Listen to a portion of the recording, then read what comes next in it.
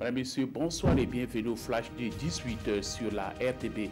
Élu lors des élections municipales complémentaires du 28 mai 2017, le maire de Zouaga dans le Boulgou a été finalement installé hier.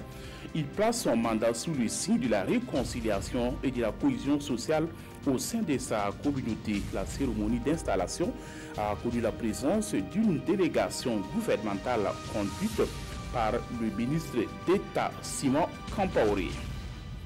Des associations de syndicats et groupements des commerçants des marchés hier du Burkina étaient face à la presse hier après midi à Ouagadougou pour déballer les difficultés auxquelles ils sont confrontés. Ces difficultés ont pour nom la difficile circulation des marchandises des douaniers, la concurrence déloyale et autres désagréments causés par la nouvelle réglementation douanière.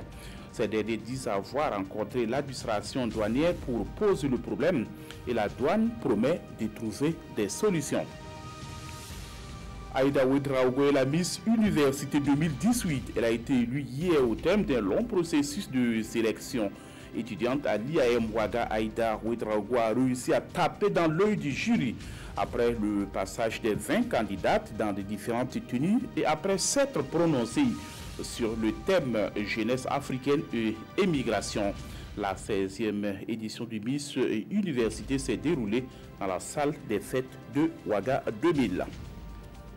Sous les holas de ses opposants, Lula est arrivé au siège de la police fédérale de Curitiba où il a passé sa première nuit en prison. À l'extérieur du bâtiment où il a occupé une cellule de 15 mètres carrés, quelques centaines de personnes étaient venues crier leur détestation de celui qui a effectué 2 mandats de président du Brésil.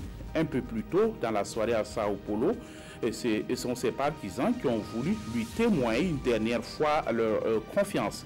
Au prix d'une gigantesque bousculade, certains ont même tenté de l'empêcher de se rendre.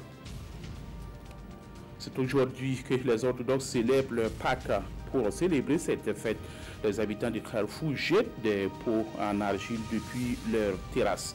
Sous le regard d'une foule de curieux, ce sont des centaines de jarres qui tombent, une célébration qui remonterait à l'époque où les Vénitiens dominaient l'île entre les 14e et 18e siècles. À chaque début d'année, les habitants jettent des affaires inutiles et les Grecs les auraient transformés en pots d'argile et ont déplacé cette tradition de Pâques. Et c'est la fin de ce flash. Merci de l'avoir suivi. Passez une excellente soirée en compagnie des programmes de la RTB.